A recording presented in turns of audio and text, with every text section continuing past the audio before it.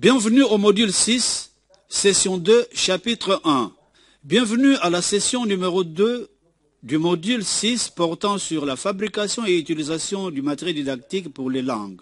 Mais avant d'aborder notre session du jour, faisons un rappel de la session précédente. Prenez 10 minutes pour échanger avec vos collègues sur la manière de gérer, de conserver et de renouveler le matériel didactique.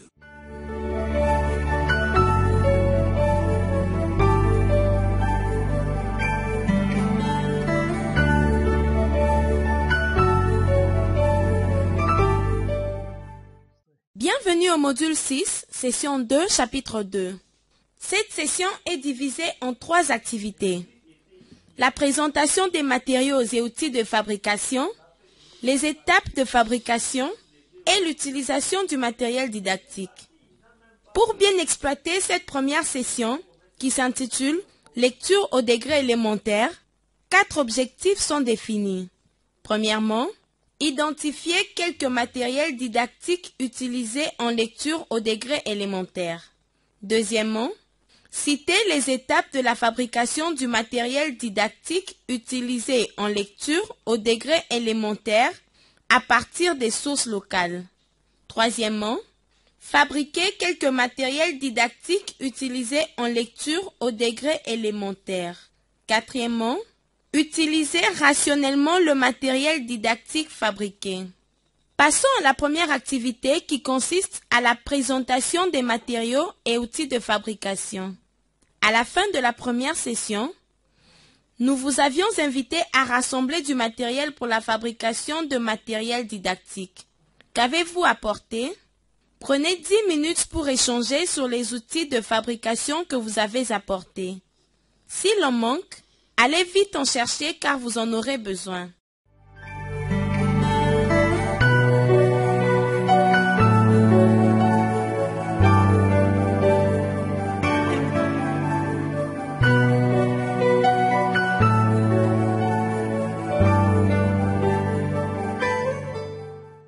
Bienvenue au module 6, session 2, chapitre 3. Maintenant, nous abordons la deuxième activité qui concerne les étapes de fabrication des différents matériels didactiques pour l'enseignement de la langue. Commençons par la bande à lettres ou l'alphabet. La première étape est le choix des matériaux pour le découpage et des lettres et d'images. Chaque lettre a une image qui illustre un mot qui commence avec cette lettre. La deuxième étape est la fabrication des maquettes des lettres et des images. Assurez-vous de bien proportionner les lettres. Il faut noter que plusieurs enseignants peuvent se servir des mêmes maquettes. Puis, il faut identifier les images dont vous aurez besoin. Si vous ne trouvez pas une image quelconque, vous pouvez la dessiner. La troisième étape est de tracer les lettres sur du papier Bristol, du papier carton ou autre type de papier dur. Il faut tracer les lettres de même dimension en tenant compte des exigences pédagogiques avec majuscules, minuscules, cursive, script, sans rature ni surcharge. La quatrième étape est le découpage des lettres et images à l'aide d'une paire de ciseaux. La cinquième étape est l'affichage de la bande à lettres ou l'alphabet.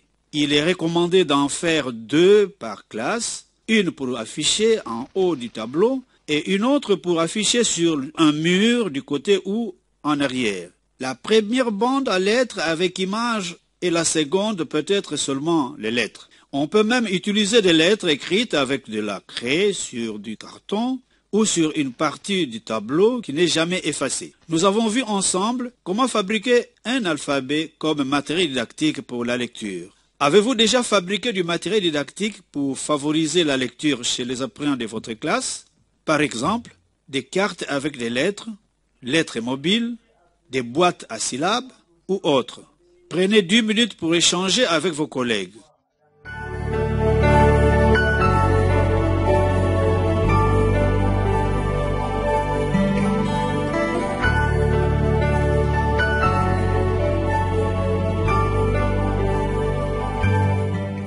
Bienvenue au module 6, session 2, chapitre 4. Après avoir fabriqué les matériels didactiques, passons à la prochaine activité de la session, soit l'utilisation du matériel didactique. Ces matériels didactiques fabriqués sont employés au cours de la leçon de la manière suivante. 1. Présentation de l'objet ou de l'image contenant le sujet de la leçon. Par exemple, l'enseignant peut présenter l'alphabet sous forme de chanson, comptine ou récitation et pointer chaque lettre au fur et à mesure. Dans un deuxième temps, le matériel est manipulé et utilisé en démonstration.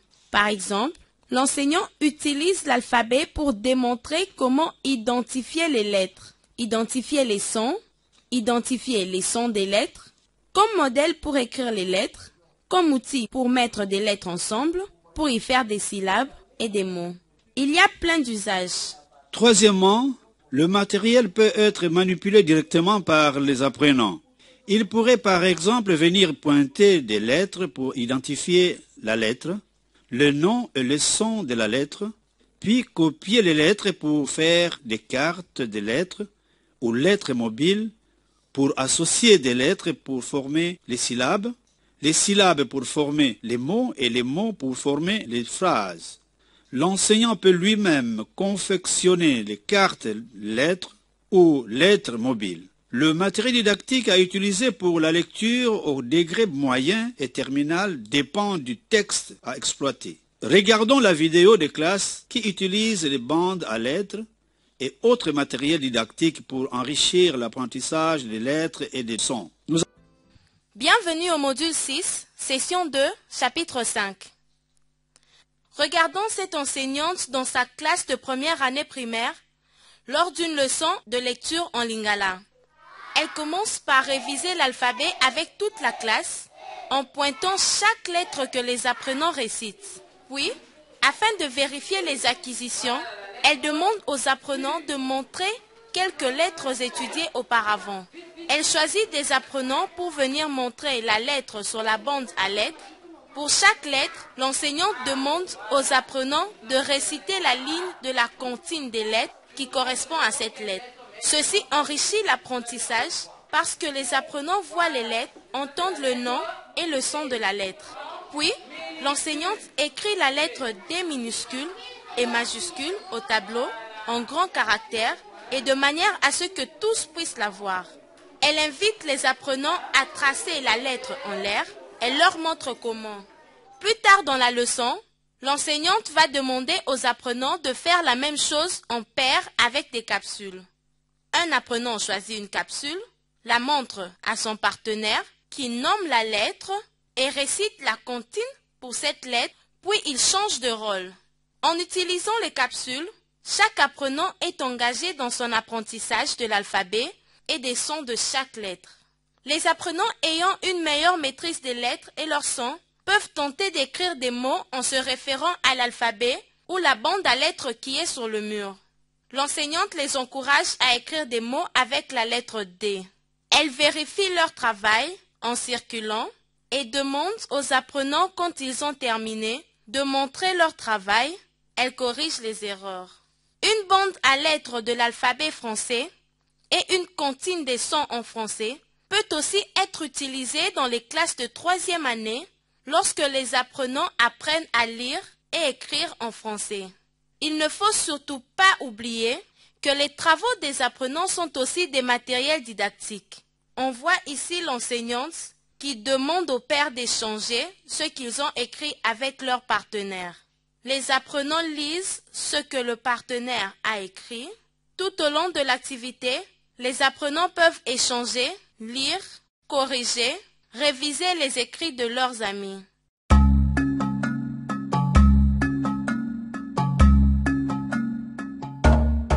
Les matériels didactiques fabriqués sont employés au cours d'une leçon en commençant par une présentation de l'objet ou de l'image contenant le sujet de la leçon. Dans un deuxième temps, le matériel est manipulé ou utilisé en démonstration. Puis, le matériel peut être manipulé directement par les apprenants. Merci.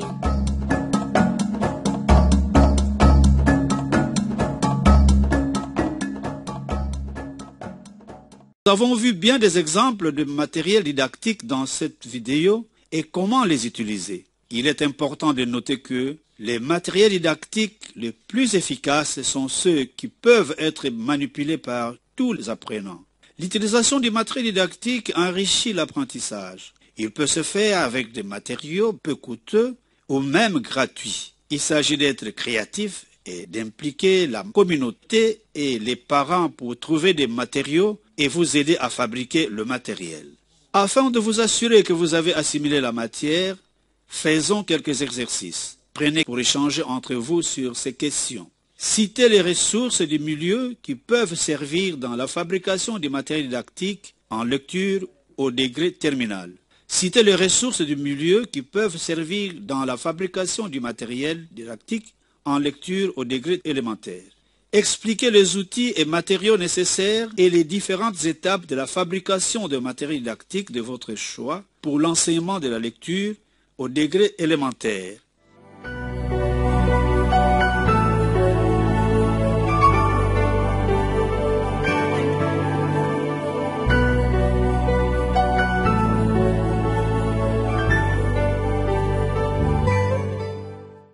Bienvenue au module 6, session 2, chapitre 7. Nous venons de terminer notre deuxième session. Nous avons appris comment fabriquer et utiliser le matériel didactique en lecture, écriture au degré élémentaire. Dans la prochaine session, nous allons examiner le matériel didactique pour l'analyse au degré moyen et terminal. Pour la prochaine session, veuillez apporter du carton, du papier Bristol, une paire de ciseaux et des marqueurs de plusieurs couleurs ou de la craie de couleur. Pour une application, choisissez un des matériels utilisés dans la vidéo et commencez la fabrication dans les prochaines 30 minutes. Essayez d'utiliser dans vos classes et soyez prêts à partager avec vos collègues du déroulement lors de la prochaine session.